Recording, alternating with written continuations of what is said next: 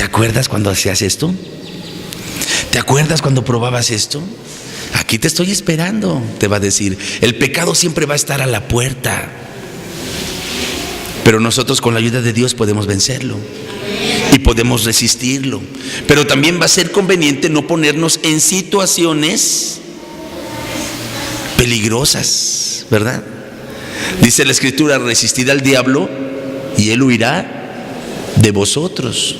Pero si el diablo no corre, entonces corremos nosotros. Amén. Como dice la Escritura que corrió José, ¿verdad? Cuando la esposa de Potifar ya lo tenía bien sujeto ahí y le decía: duerme conmigo, quédate conmigo. Y José decía: no. Ahí no salió huyendo el diablo, el que tuvo que salir huyendo fue José. Entonces, si nosotros oramos, si nosotros resistimos con prudencia la tentación, el diablo huirá de nosotros. Pero si él no se va, el que tiene que hacerse a un lado es uno. Amén, hermanos, con la ayuda del Señor, porque estamos en ese proceso de dejar de hacer lo malo. Dice también en Mateo 3:8: haced pues frutos dignos de arrepentimiento. Nuestra vida tiene que dar frutos ¿de qué? De arrepentimiento. Como decía un hermano, lo que antes amabas, ahora lo vas a aborrecer. El pecado, el mundo, los deleites, los vicios. Lo que antes amabas, ahora lo vas a aborrecer. Lo que antes aborrecías o no te interesaba: ir al templo, leer la Biblia, orar, ayunar, llevar una vida piadosa, recta, honesta. Lo que antes no te interesaba o inclusive aborrecías, ahora lo vas a amar. Pero ¿cómo ha cambiado la naturaleza de esa persona? Gloria al Señor. En toda la enseñanza de la Biblia, el arrepentimiento se presenta como un acto enérgico que sacude al ser humano y que lo lleva a realizar acciones drásticas. Aquí se menciona, por ejemplo, en la lección, en Lucas 19:8, el ejemplo de Zaqueo. ¿Se acuerdan de Zaqueo? Se habla de él en Lucas capítulo 19. Es curioso que este hombre se llamara Zaqueo, ¿verdad? Porque ya en el nombre llevaba la fama. Aunque Zaqueo con Z, pero él saqueaba. ¿Por qué saqueaba? Él era un hombre recaudador de impuestos. Él era un publicano. Pero él cobraba de más. Y parte iba para el Imperio Romano y la otra parte iba para su bolsa. Era un hombre, era un funcionario público que abusaba de su puesto. Eso casi no sucede. Bueno, sucede desde la época de aquellos tiempos. Si nos está viendo algún funcionario público, Dios le va a pedir cuentas. No saquee. Bástele su salario, bástele lo que gana, no abuse de su puesto. Zaqueo saqueaba. Pero cuando Cristo lo cambia, cuando el Señor dice: hoy ha venido la salvación a esta casa, Zaqueo se pone de pie y dice: la mitad de mis bienes se la doy a los pobres, y si en algo he defraudado a alguno, se lo devuelvo cuadruplicado. ¿Qué estaba haciendo Zaqueo? Frutos. No es nada más decir: ya me arrepentí. No. ¿Dónde están tus frutos de arrepentimiento? ¿Dónde se ve un cambio? Que de veras tu corazón ya no ama el dinero. En el caso de Zaqueo era eso. ¿Dónde se vieron los frutos de arrepentimiento? En que pudo renunciar a lo que se había hecho de una manera deshonesta. Pero fíjese, regresa lo que se robó, pero no regresa lo que se robó, lo regresa 4 veces más. Y él podría haber dicho: bueno, yo sé lo que me he robado, de lo que me he robado regreso eso y otros 3 tantos. Pero lo otro es mío, lo otro lo gané legítimamente. Pues de eso dice: de la mitad de mis bienes, eso se lo doy a los pobres. Fíjese hasta qué grado cambió el corazón de Zaqueo. No solamente regresó lo robado. Quizá alguno pensaría: con eso era suficiente, con que regreses lo que no es tuyo. ¿Se imagina si nuestros políticos regresaran lo que se han robado? ¿Verdad? Y no que lo regresaran lo que se han robado, sino 4 veces más.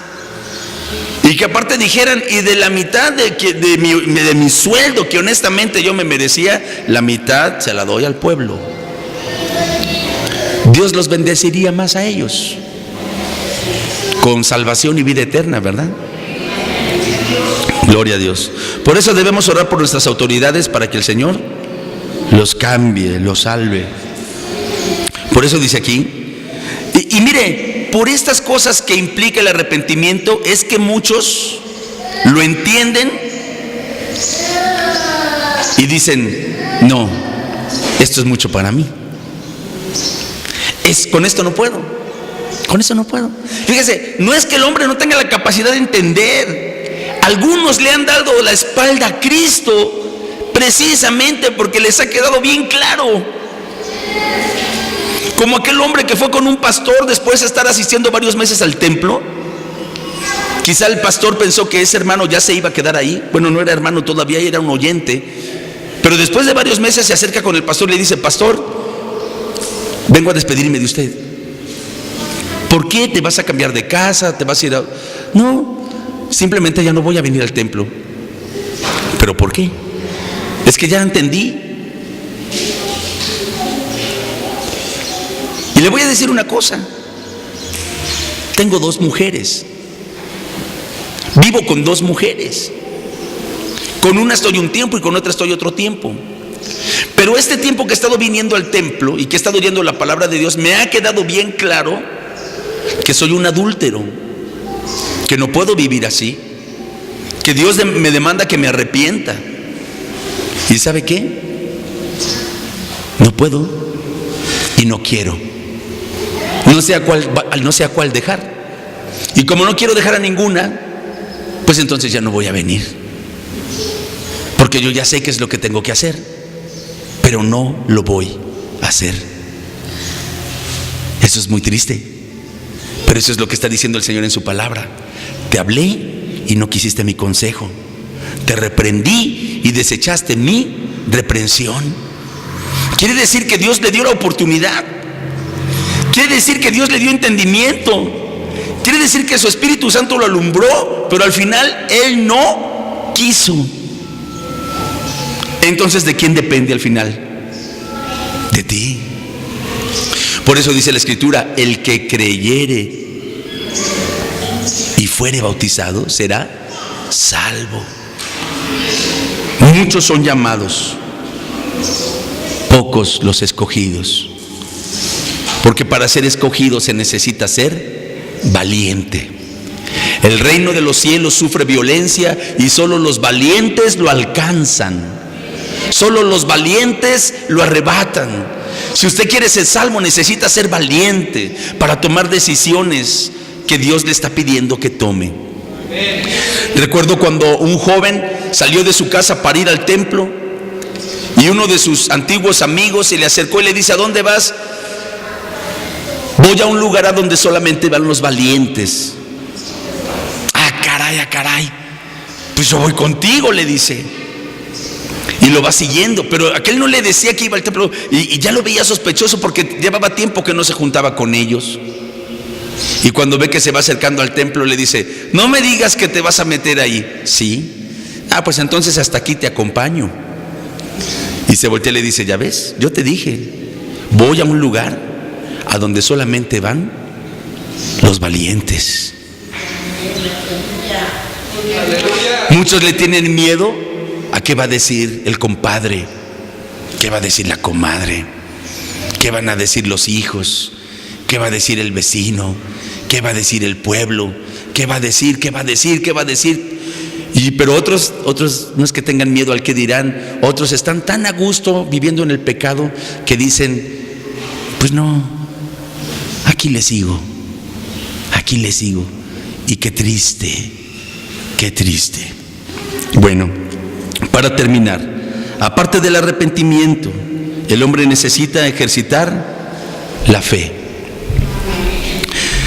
Fe también es un elemento esencial en la conversión. Hemos hablado del arrepentimiento, pero la fe termina siendo también fundamental.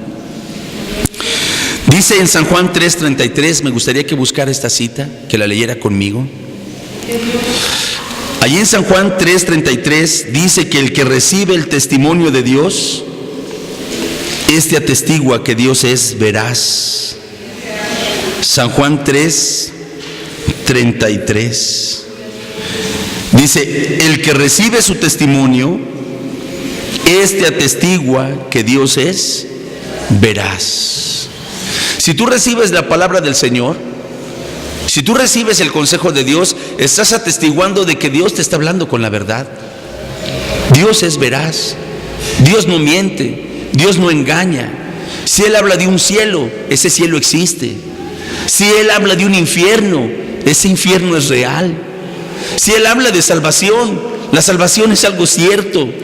Pero si Él habla de condenación, tampoco tenemos por qué dudarlo. El que recibe el testimonio de Dios está atestiguando que Dios es veraz. Gloria a Dios. La fe es el lado positivo de la conversión. ¿Por qué dice que la fe es el lado positivo? El lado negativo es abandona el pecado. Dile no al pecado y dile sí a Cristo. Por eso la fe es el aspecto positivo de la conversión. En el arrepentimiento decimos rotundamente no al pecado. En la fe damos un fortísimo sí a Cristo. La invitación a convertirse viene de Dios mismo. Isaías 44:22 dice, yo deshice como una nube tus rebeliones y como niebla tus pecados. Vuélvete a mí, porque yo te redimí. Y el profeta Ezequiel dice al pueblo, por tanto, di a la casa de Israel, así dice Jehová el Señor, convertíos y volveos de vuestros ídolos y apartad vuestros rostros de todas vuestras abominaciones. Ya lo habíamos leído, es Isaías 14:6. La fe es la confianza que tenemos en Cristo como Salvador. ¿En quién vamos a confiar? En Cristo. ¿En nuestras obras? No, en Cristo. ¿En nuestra religión? No, en Cristo. ¿En nosotros mismos? No, en Cristo. Inclusive, aunque alguno de nosotros cambiara tanto en su naturaleza que se volviera una excelente persona, que dijera, antes era ladrón, mentiroso, borracho, adúltero, todo lo tenía, pero ahora soy una muy buena persona. Le pregunto, ¿podríamos confiar en nuestra nueva bondad? ¿En nuestras mejores obras? ¿En nuestras justicias? No. Siempre nuestra confianza de salvación tendrá que estar cimentada solamente en Cristo. En Cristo. Ninguno podrá decir, bueno, es que ahora sí me voy a ir al cielo porque ya no tomo, porque ya no miento, porque ya no robo. No. Siempre tendremos que decir, voy al cielo porque Cristo me salvó. Voy al cielo porque Él murió en la cruz por mí, porque derramó su sangre y con su sangre me ha limpiado.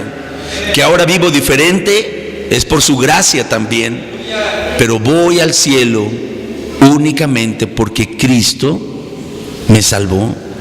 Nuestra fe, nuestra confianza debe estar solamente en Él. Pues por la fe es que le seguimos, por la fe es que le recibimos y que tenemos este fundamento para nuestra vida cristiana.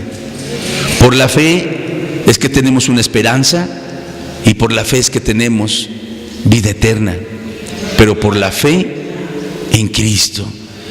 Cuando manifestamos estas dos cosas en nuestra vida, arrepentimiento y fe,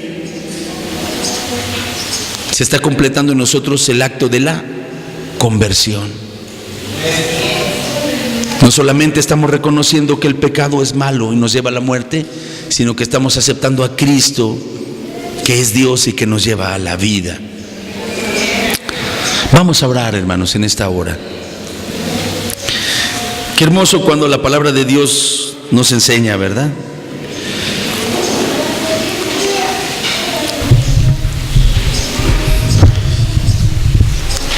¿Cuál es el propósito de que prediquemos, de que estudiemos esto? Que a través de la predicación derribemos todo argumento y toda altivez que se levanta contra el conocimiento de Dios. Tú traes tus argumentos, deséchalos, solamente vale uno, Tu altivez, doblégala, porque Él mira de lejos al altivo, pero al humilde lo bendice. Así que tus argumentos hazlos a un lado, tu altivez hazla a un lado y ven a Cristo, para que todo pensamiento nuestro sea llevado cautivo a la obediencia a Cristo. Vamos a orar. Y si alguno en esta mañana quiere venir aquí al altar y decirle: Señor, dame poder para vencer. Yo entiendo las cosas que debo cambiar, entiendo que necesito cambiar, pero no puedo, ayúdame. Si alguno quiere venir aquí al frente a orar, vamos a orar, hermanos. Vamos a orar juntos. Vamos a pedirle al Señor la victoria.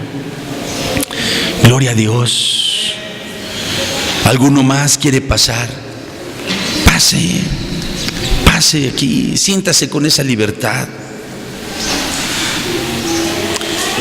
¿A poco vas al médico para que te diagnostique y te dé una receta y te dé un medicamento? Vas a la farmacia, lo compras y vas a tu casa y ya no te lo tomas. No. Venga aquí, vamos a orar juntos. Todos necesitamos la ayuda del Señor. Aún los ya creyentes necesitamos que Él nos dé poder para vencer todos los días las tentaciones. Vamos a orar. Si quiere doblar sus rodillas allí en su lugar o aquí al frente, como usted quiera hacerlo. Gloria a Dios. Vamos a orar. Bendito Señor y Dios Todopoderoso, te doy gracias, Señor, que en esta hora nos has permitido estudiar tu palabra y que tu Espíritu Santo está aquí, Señor, para ayudarnos. A mí me ayuda, Señor, en tu gracia para predicar, pero también eres tú el que abre los corazones, el que abre el entendimiento. Que tu palabra actúa en nosotros, los creyentes. Tu palabra actúa en nosotros, los que ya hemos oído mucho tiempo, ya hemos aceptado, pero también actúa, Señor, en las almas nuevas. Te doy gracias por la vida de este hombre que está aquí. Tú lo conoces, tú conoces sus caminos, tú conoces su vida. Tú le has hablado esta mañana. Ten misericordia de él, ayúdalo, Padre, en el nombre de Jesús. Ayúdalo, ten misericordia. Fortalece también a mi hermana Dominga, ayúdala, Señor. Ten de ella misericordia. Ayuda, Señor, a Pamela, que ha pasado también aquí al frente. Ayúdala a vencer. Obra, Señor, completamente la conversión en su vida. Te ruego, Señor, por este matrimonio que también ha estado viviendo, oyendo tu palabra. Y tú conoces, Señor, sus vidas. Y tú conoces su corazón. Tú has alumbrado su mente, su corazón con tu palabra. Y ahora ellos también tienen que tomar decisiones. Ayúdales a tomar esas decisiones en el poder de tu Espíritu Santo.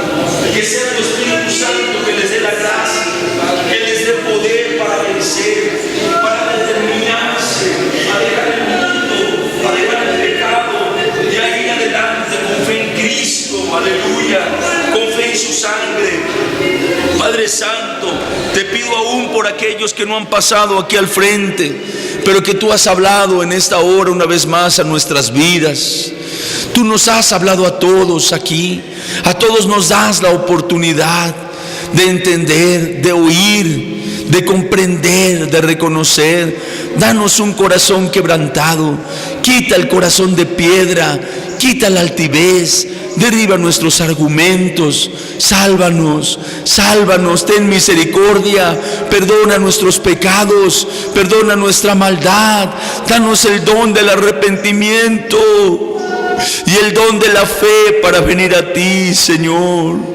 Que nos volvamos a ti con todo nuestro corazón para servirte, para agradarte, para ser salvos. Ten misericordia, Señor. Yo sé que tú has obrado en esta mañana y sé que cuando esta predicación otros la escuchen, otros la vean en otro momento, en otro lugar, tu palabra, que es poderosa, que es viva y eficaz, hará también el efecto en ellos, hará también también la obra en ellos, Padre, y te doy gracias porque nos das esta oportunidad de compartir tu palabra en el templo y por las casas. Gracias, Señor, la obra es tuya, Señor. Termina la buena obra en cada uno, Padre, en el nombre de Cristo Jesús te lo rogamos. Aleluya. Amén. Amén, amén. Gloria a Dios. Gloria a Dios. Aleluya. Vamos a entonar un himno.